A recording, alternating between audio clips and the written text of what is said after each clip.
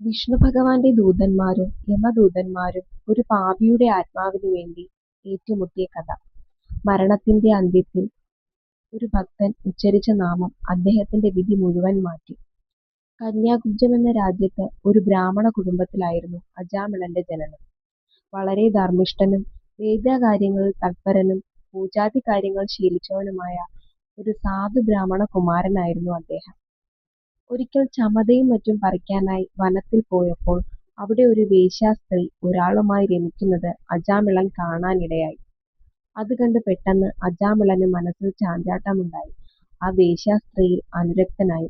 തന്റെ കുടുംബത്തെപ്പോലും മറന്ന് അവളോട് കൂടാൻ അദ്ദേഹം ആഗ്രഹിച്ചു. അവൾ വേശ്യാവൃത്തിയെല്ലാം മാറ്റിവെച്ച് അജാമിളനോടൊപ്പം സ്ഥിരമായി താമസിക്കാൻ താല്പര്യം കാട്ടുകയും ചെയ്തു. അങ്ങനെ അവർ ഒരുമിച്ച് ജീവിക്കാൻ ആരംഭിച്ചു. എന്നാൽ ജീവിതം ആരംഭിച്ചതോടെ നിത്യവൃത്തിക്ക് ഏറെ ബുദ്ധിമുട്ട് അനുഭവിക്കാൻ തുടങ്ങി. അവസാനം സൽസ്വഭാവങ്ങൾ ഉപേക്ഷിച്ച് അജാമിളൻ കുറുക്കുവഴികളിലൂടെ ജീവിക്കാൻ തുടങ്ങി. ക്രൂരവും നീചവുമായ കൊല, കൊള്ള, മൃഗവേട്ട തുടങ്ങി പലതരത്തിലുള്ള പ്രവൃത്തികളിൽ അയാൾ ഏർപ്പെട്ടു. എന്നാൽ കുട്ടികൾ ഉണ്ടായപ്പോൾ അവർക്ക് ഭഗവാന്റെ നാമമായിരുന്നു നൽകിയത്. ഒടുവിലത്തെ മകന് നാരായണൻ എന്ന പേരായിരുന്നു അജാമിളൻ നൽകിയത്. നാരായണനോടായിരുന്നു അജാമിളന് ഏറ്റവും കൂടുതൽ വാത്സല്യവും. ഒടുവിൽ പ്രായമേറെയായി വാർദ്ധക്യസഹിതമായ അസുഖങ്ങൾ പിടിപെട്ട് വിഷമിച്ച് രോഗശയ്യയിൽ കിടക്കുമ്പോൾ തന്നെ യമകിങ്കരന്മാർ ബലാത്കാരമായി കെട്ടിവലിച്ചു കൊണ്ടുപോകുന്നതിനായി വരുന്ന സ്വപ്നം കണ്ട് ഭയന്ന് മകനെ ഉച്ചത്തിൽ നാരായണ നാരായണ എന്ന് വിളിച്ചു കരയാൻ തുടങ്ങി. ശരിക്കും അപ്പോൾ അവിടെ യമകിങ്കരന്മാർ അജാമിളനെ കൊണ്ടുപോകുന്നതിനായി വന്നു നിൽപ്പുണ്ടായിരുന്നു.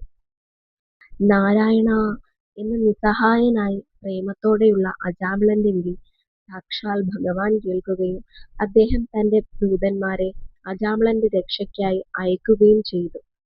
അജാമിളനെ പിടികൂടി കാലപുരിക്കായി കൊണ്ടുപോകാൻ കിടക്കക്കരികിൽ നിന്ന യമകിങ്കരന്മാരെ നാരായണ ദൂതന്മാർ വിലക്കുന്നു. ഇയാൾ മരണസമയത്ത് പ്രേമത്തോടെ ഭഗവത് നാമം ഉച്ചരിക്കയാൽ പുണ്യവാനായി എന്നും ഇപ്പോൾ കൊണ്ടുപോകാൻ പാടില്ല എന്നും പറയുന്നു. നാരായണ ദൂതന്മാർ കാലകിങ്കരന്മാരോട് അജാമിളൻ ചെയ്ത പാപങ്ങൾ എങ്ങനെ അറിഞ്ഞു എന്ന് ചോദിക്കുന്നു. അപ്പോൾ കാലകിങ്കരന്മാർ ഇപ്രകാരമാണ് ഉത്തരം പറയുന്നത്. പകൽ സമയത്തു ചെയ്ത പാപങ്ങൾക്ക് സാക്ഷിയായി സൂര്യഭഗവാനും രാത്രിയാണെങ്കിൽ ചന്ദ്രനും വായുവും ആകാശവും ഒക്കെ സാക്ഷിയാണെന്ന് പറയുന്നു. ഇത്രയും നല്ല സാക്ഷികൾ ഉണ്ടായതിനാൽ നാം ആരും അറിയില്ല എന്ന് കരുതി ചെയ്യുന്ന ചെറിയ തെറ്റുകൾ പോലും കാലത്തിൽ നിന്നും മറച്ചു വെക്കാനാവില്ല എന്ന് ചുരുക്കം. അങ്ങനെ കിങ്കരന്മാർ തിരിച്ച് യമരാജന്റെ അടുത്തെത്തി വിവരങ്ങൾ പറയുന്നു. അജാമിളനെ എന്തുകൊണ്ട് വിഷ്ണുദൂതന്മാർ രക്ഷിച്ചു എന്ന് അവർ യമരാജനോട് ചോദിക്കുമ്പോൾ അത് ഭാഗവത ധർമ്മപ്രകാരമാണെന്ന് യമരാജൻ പറയുന്നു. ഭാഗവത ധർമ്മം മനസ്സിലാക്കിയവർ വളരെ ചുരുക്കമേയുള്ളൂവെന്നും പറയുന്നു.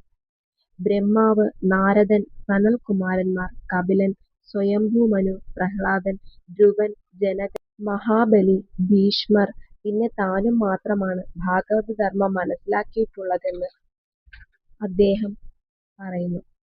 അജാമിളനെ കൊണ്ടുവരാൻ പറ്റാത്ത സ്ഥിതിക്ക് വീണ്ടും ഭൂമിയിൽ പോയി നല്ലൊരു മനസ്സുണ്ടായിട്ടും ഭഗവാനെ സ്മരിക്കാത്തവരെയും, നല്ലൊരു നാവുണ്ടായിട്ടും ഭഗവത് നാമം ഉരുവിടാത്തവരെയും, നല്ലൊരു ശരീരമുണ്ടായിട്ടും ഭഗവാനെ സേവിക്കാത്തവരെയും, നല്ലൊരു ശിരസ്സുണ്ടായിട്ടും ഭഗവാനെ കുമ്പിടാത്തവരെയും പിടിച്ചുകെട്ടി കൊണ്ടുവരാൻ കിങ്കരന്മാരോട് പറയുന്നു. അങ്ങനെ മരണത്തിൽ നിന്നും രക്ഷപ്പെട്ട അജാമിളൻ വിഷ്ണുഭക്തനായി തന്റെ തെറ്റുകൾക്ക് പ്രായശ്ചിത്തമായി ഹരിദ്വാറിൽ 16 വർഷം തപസ് ചെയ്ത് ഒടുവിൽ ഗംഗയിൽ ശരീരം ത്യജിച്ച് ജീവമുക്തി പ്രാപിക്കുന്നു. അജാമിളൻ എന്ന വാക്കിന് തന്നെ അർത്ഥം മനസ്സിനെ ദൈവത്തോട് ചേർത്തവനെന്നാണ്. അതുകൊണ്ട് തന്നെ ഈ കലികാലത്തിൽ അനാവശ്യ കാര്യങ്ങൾക്കായി സമയം പാഴാക്കാതെ ഭഗവാന്റെ നാമങ്ങളും മന്ത്രങ്ങളും ഉരുവിട്ട് ഭഗവത് സ്മരണയോടെ ജീവിക്കുക. ഒടുവിൽ നമുക്ക് മോക്ഷപ്രാപ്തി ലഭിക്കുമെന്നത് തീർച്ചയാണ്. നാരായണായേ ഇത് സമർപ്പയാമി.